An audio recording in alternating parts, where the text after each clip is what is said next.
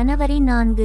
இன்றைய புனிதர் புனிதர் எலிசபெத் ஆன் செடன். பிறப்பு ஆகஸ்ட் 28, 1774. நியூயார்க் நகர், நியூயார்க் பிராந்தியம், பிரிட்டிஷ் அமெரிக்கா. இறப்பு ஜனவரி 4, 1821. வயது 46. எம்மிட்ஸ்பர்க், மேரிலேண்ட், ஐக்கிய அமெரிக்க நாடுகள். எலிசபெத் ஆன் செடன் ஐக்கிய அமெரிக்க நாடுகளில் பிறந்து புனிதர் பட்டம் பெற்ற முதல் கத்தோலிக்கர் ஆவார். நாட்டிலேயே முதன்முதலாக மேரிலேண்ட் மாநிலத்தில் எம்மிட்ஸ்பர்க் என்ற இடத்தில் பெண்களுக்கான கத்தோலிக்க பள்ளிக்கூடத்தை நிறுவினார். அங்கேயே முதல் அமெரிக்க அருட்சகோதரிகளின் சபை என்ற அருட்சகோதரிகளின் கருணை இல்லம் நிறுவினார். இவர் நியூயார்க் சமூகத்தில் பிரபலமான டாக்டர் ரிச்சர்ட் பேலி மற்றும் கேதரின் சால்டன் தம்பதியினருக்கு பிறந்த இரண்டாவது குழந்தை ஆவார். ரிச்சர்ட் மற்றும் கேதரின் ஆகியோரின் முன்னோர் ஐரோப்பிய நாடுகளிலிருந்து குடிபெயர்ந்து நியூயார்க் நகரில் குடியேறியவர்கள் ஆவர்.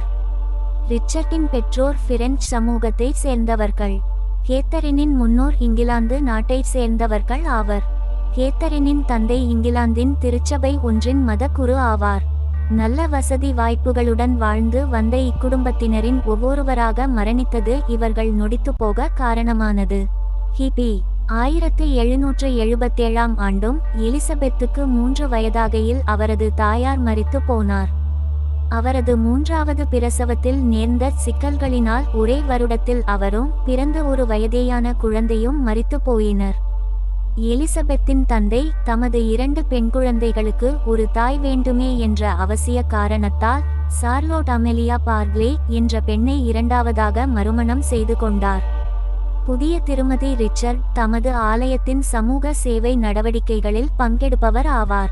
அவர் தாம் சமூக சேவை செய்யும் நோக்கில் ஏழைகளுக்கு சேவை செய்ய போகும் வேளைகளில் இளம் எலிசபெத்தையும் உடன் அழைத்து செல்வார். எலிசபெத்தின் தந்தை ரிச்சர்டுக்கும் புதிய வளர்ப்பு தாயார் சார்லோட்டுக்கும் 5 குழந்தைகள் பிறந்தன. ஆனால் அவர்களது திருமணம் பிரிவில் முடிவடைந்தது. அவர்கள் பிரியும் வேளையில் வளர்ப்பு தாயாரான சார்லோட் எலிசபெத்தையும் அவரது தமக்கையாரையும் நிராகரித்தார். இதற்கிடையே அவர்களது தந்தை ரிச்சர்ட் மருத்துவ மேல் படிப்பிற்காக லண்டன் புறப்பட்டு சென்றார். வேறு வழியில்லாத காரணத்தால் எலிசபெத்தும் அவரது மூத்த சகோதரியும் அவர்களது தந்தை வழி மாமன் வில்லியம் பேலே என்பவரது வீட்டில் தங்கினர். எலிசபெத் அந்த காலத்தை தமது இருண்ட காலமாக உணர்ந்தார். 2வது தாயாரின் பிரிவினால் வாடினார். இயற்கை, கவிதை, இசை, பியானோ ஆகியவற்றின்பாலுள்ள தமது அன்பை பிற்காலத்தில் தமது எழுத்துக்களில் பிரதிபலித்தார். தமது பதிவுகளில் அடிக்கடி தமது மத அபிலாஷைகளை வெளிப்படுத்தினார். அவரது எழுத்துக்கள் சுய பரிசோதனையாக இருந்தன. எலிசபெத் பிரெஞ்சு மொழி அறிந்தவராக இருந்தார். அத்துடன் அவர் ஒரு சிறந்த குதிரையேற்றம் அறிந்தவராகவும் விளங்கினார். திருமணம் மற்றும் தாய்மை. கிபி 1794 ஆண்டு ஜனவரி மாதம் 25ஆம் தேதி இவரது 19 வயதில் இவருக்கு இறக்குமதி வர்த்தகத்தில் வெற்றிகரமாக தொழில் செய்யும் 25 வயதான வில்லியம் மேகி செடன் எனும் வாலிபனுடன் திருமணம் நடந்தது. சமூகத்தில் மிக பெரும் பணம் படைத்த பெரிய மனிதர்கள் பலருடன் தொடர்பிலிருந்த பிரபுக்கள் குடும்பம் என்பதால் வசதிகள் பல கொண்ட பெரும் மாளிகை வாசம்தான். இத்தம்பதியினருக்கு 5 குழந்தைகள் பிறந்தனர். எலிசபெத் தமது முன்னாள் வளர்ப்பு தாயாரைப் போலவே சேவை மனப்பான்மை கொண்டவராயிருந்தார். எலிசபெத்தின் மைத்துன ரெபெக்கா மேரி செடன் இவருக்கு சமூக சேவையில் பக்கபலமாய் இருந்தார். மைத்துனி ரெபெக்கா இவரது உயிர் தோழியாகவும் பாசத்திற்கும் நம்பிக்கைக்கும் உரியவராகவும் விளங்கினார். தமது தந்தையின் செல்வாக்கினால் அங்குள்ள ஏழைகள், சிறுவர்கள் மற்றும் விதவை பெண்களின் நிவாரண அமைப்பான சமூக நிவாரண அமைப்பின் அடிப்படை அங்கத்தினரானார். தமது மாளிகையின் அருகே இருந்த ஆலயத்தின் மூலமாக ஏழைகளுக்கும் அவசியப்பட்டவர்களுக்கும் சேவைகள் பல செய்தார். நோயுற்றோரை அன்புடன் கவனித்தார். பசியால் வாடியோர்க்கு உணவிட்டார். இவ்வாறு தொடர் சமூக சேவைகள் பல செய்தார். இதற்கிடையே எலிசபெத்தின் மாமனார் இறந்து போனார். கிபி 1812 ஆண்டின் யுத்த காலத்தில் செடன் குடும்பம் பொருளாதார சரிவுகளை சந்திக்க வேண்டியிருந்தது.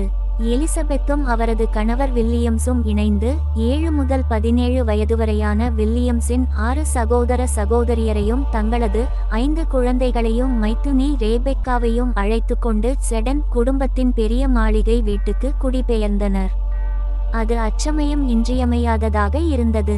கிபி 1798 ஆண்டு முதல் 1800 ஆண்டு வரையான காலங்களில் ஐக்கிய அமெரிக்க நாடுகளுக்கும் பிரெஞ்சு குடியரசுக்கும் இடையே உண்டான கருத்து வேறுபாடுகளும் சர்ச்சைகளும் அமெரிக்க கப்பல்களின் மீது தொடர் தாக்குதல்களை ஏற்படுத்தின.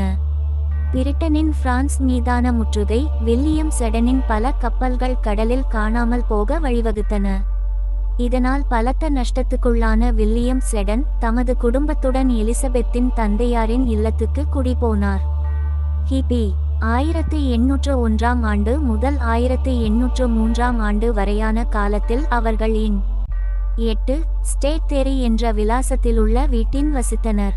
தற்போது அந்த விலாசத்தில் 1964 ஆண்டு கட்டப்பட்ட அதிதூய ஜெபமாலை அன்னை ஆலயம் உள்ளது. அவர்களின் திருமண வாழ்க்கையின் பெரும்பாலான காலம் வில்லியம் காச நோயால் பாதிக்கப்பட்டிருந்தார். தற்போதைய பிரச்சினைகளாலான மன அழுத்தம் அவரது நோய் மோசமடைய காரணமானது. மருத்துவர்கள் அவரை சிறிது காலம் உஷ்ண பிரதேச நாடான இத்தாலியில் தங்கியிருக்க அறிவுறுத்தி அனுப்பினார்கள். அவருடன் எலிசபெத்தும் அவர்களது மூத்த மகளான அன்னா மரியாவும் உடன் சென்றனர். லேகார்ன் துறைமுகத்தை அடைந்ததும் அவர்கள் மஞ்சள் காய்ச்சல் எனப்படும் தொற்று நோயுள்ளவர்களோ என்ற சந்தேகம் காரணத்தால் அதிகாரிகள் அவர்களை தனிமைப்படுத்தப்பட்ட முகாமில் வைத்தனர். நோய் முற்றியதால் கிபி 1803 ஆண்டு டிசம்பர் மாதம் 27 நாள் மரித்துப்போன வில்லியம் அங்குள்ள பழைய ஆங்கில கல்லறையில் அடக்கம் செய்யப்பட்டார். அவர்களை இத்தாலியிலுள்ள வில்லியம்ஸின் வணிக பங்காளிகளின் குடும்பத்தினர் வரவேற்று அடைக்கலம் கொடுத்தனர். அவர்களுக்கு ரோமன் கத்தோலிக்கத்தையும் அறிமுகப்படுத்தினர். கிபி 1805 ஆண்டு மார்ச் மாதம் 14 நாள் நியூயார்க் திரும்பிய விதவை பெண்ணான எலிசபெத் ரோமன் கத்தோலிக்க திருச்சபையால் வரவேற்கப்பட்டார். அப்போது நியூயார்க்கிலிருந்த ஒரே ரோமன் கத்தோலிக்க ஆலயமான புனித பேதுரு ஆலயத்தின் குருவான மாத்தியூ ஓப்ரியன் அவர்களை வரவேற்றார். கத்தோலிக்கத்துக்கு எதிரான அங்கிருந்த சட்டங்கள் சில வருடங்களுக்கு முன்னர்தான் அகற்றப்பட்டிருந்தன. சரியாக ஒரு வருடத்தின் பிறகு அவர்கள் உறுதிப்பூசுதலும் திவ்ய நற்கருணையும் பெற்றனர். எலிசபெத் இளம்பெண்களுக்கும் விதவைகளுக்குமாய் ஒரு கல்விச்சாலையை தொடங்கினார். கிபி 1809 ஆண்டு ரோமன் கத்தோலிக்க குருக்கள் சபையின் அங்கத்தினர் ஒருவர் வருந்தி அழைத்ததன் பேரில் எலிசபெத் மேரிலேண்ட் செல்ல ஒப்புக்கொண்டார். ஒரு வருட காலத்தின் பின்னே அவர் கத்தோலிக்க சிறுமிகளின் கல்விக்காக புனித சூசையப்பரின் கல்விச்சாலை மற்றும் பள்ளியை நிர்மாணித்து நிர்வகித்தார்.